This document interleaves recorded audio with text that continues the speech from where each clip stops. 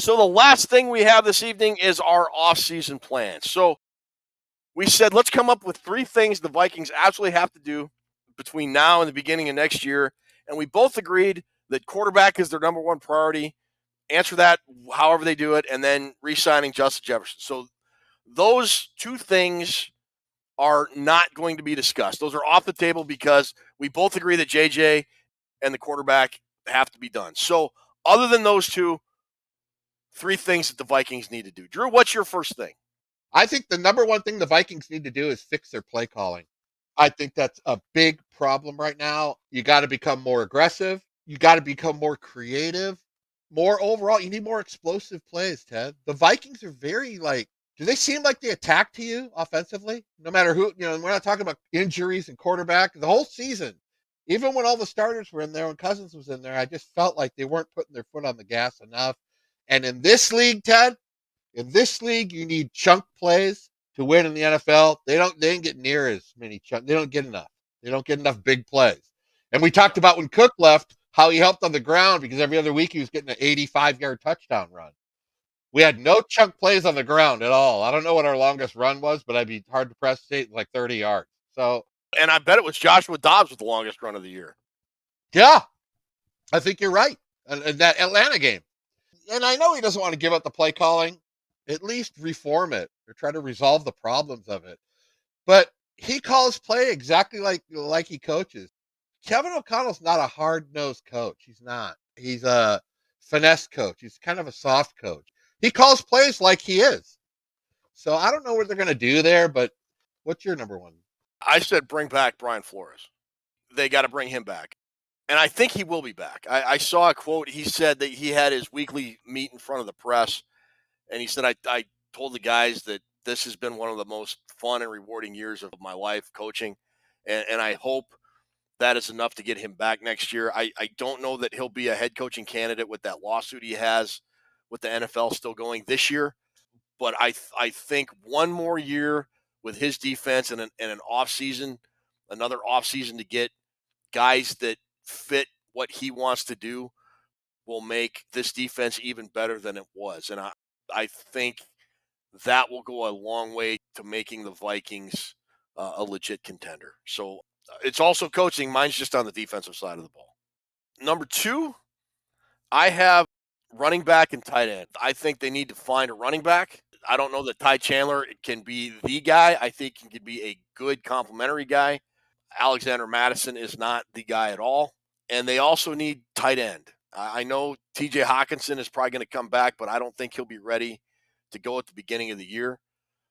Josh Oliver's okay, but they need to find some guys that can catch the football over the middle until Hawkinson is ready. And hopefully he won't miss any time. Medical advancements have come a long way. I mean, but he got towards ACL and MCL, I think it was, and that just takes a long time to heal normally. So I don't know that he'll be ready for the season opener next year. So they got to figure out something there as well. And if they can get that, I think the offense will be a lot better and able to be more unpredictable than it was this year. Okay. My second thing is I had cornerback written down because the shutdown corner is almost as important as your pass rushing defensive end. You got to have a guy that puts pressure on. You got to have that, and you got to have a shutdown corner. And then I changed it to running back when I started looking at the running game. So I'm right with you on that. First off, this draft coming up, which I'll start my coverage on February 10th.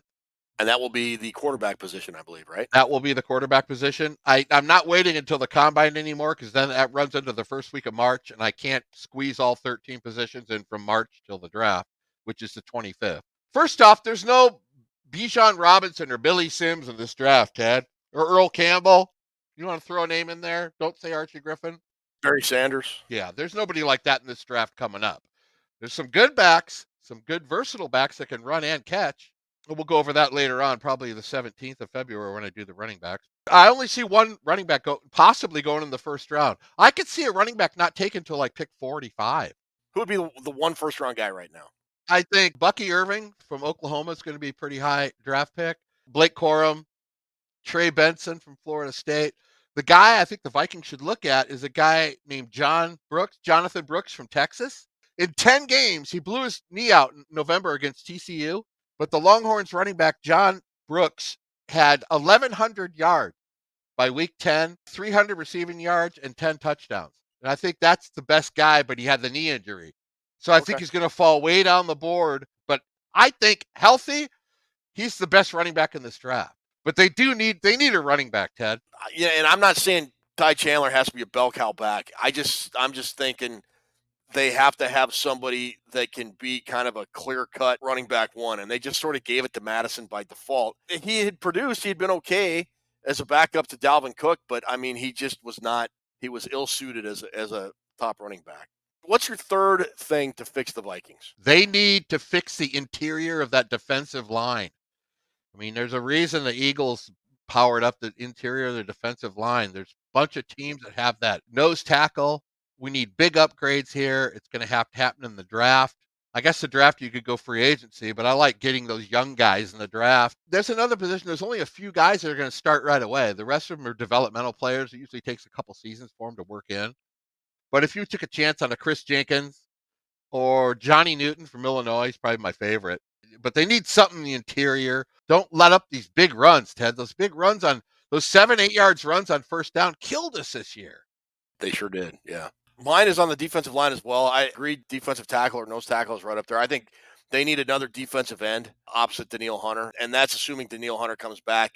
If Danielle Hunter doesn't come back and they let him walk via free agency, I think that becomes almost even more important than defensive tackle.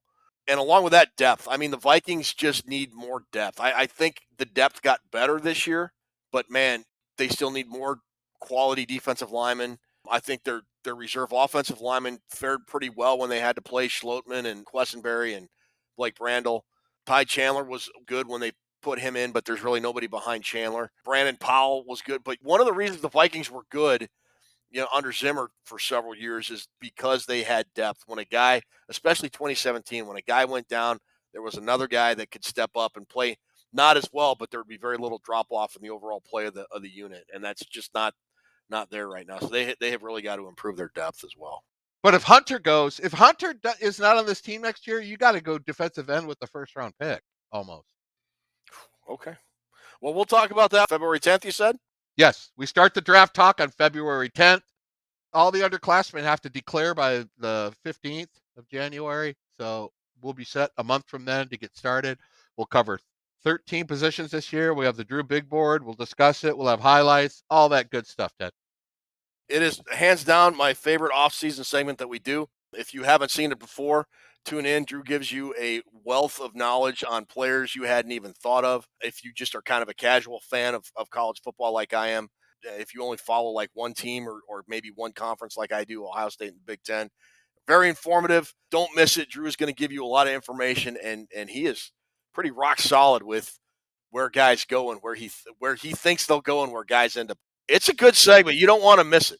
Thanks, Ted. I appreciate that. I try to keep it on the fans level too. I don't talk about Yeah. Twitch or elevated choice of exempted pass catching at the high point and all. Come on. So yeah, you don't talk about sand in the butt and fighting in a phone booth and kind of stuff like that. You don't need to get people confused on, they want to know, can a guy play? Can a guy tackle? Does he suck? Is he going to help us? That's what they If want you're to not know. if you're not going to give me the elevated catch point on the 3-cone time for a kicker, I don't want to do the segment. I don't want to do it. I don't want to do it. Off the middle, and he just runs to the right side. I mean, people just want to know what kind of a player he is. Yeah.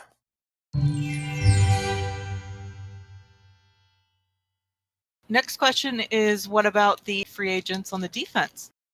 I'm looking at that list and I see two guys that I think should definitely be back in Danielle Hunter and Jordan Hicks.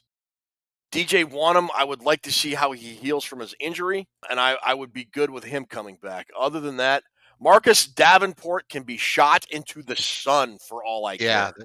I do not want him back at all.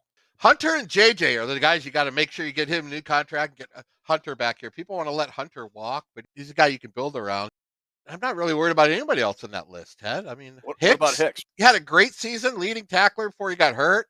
Yeah, I think there'd be a spot for him. Getting a little long in the tooth, but he's got experience. He's a great tackler, I think. Pretty solid IQ for what he knows what to be doing back there in his role. And I think he understands this Flores defense. So I would say Hicks and Hunter. Those are probably you're probably pretty dead on with those, Ted. All right.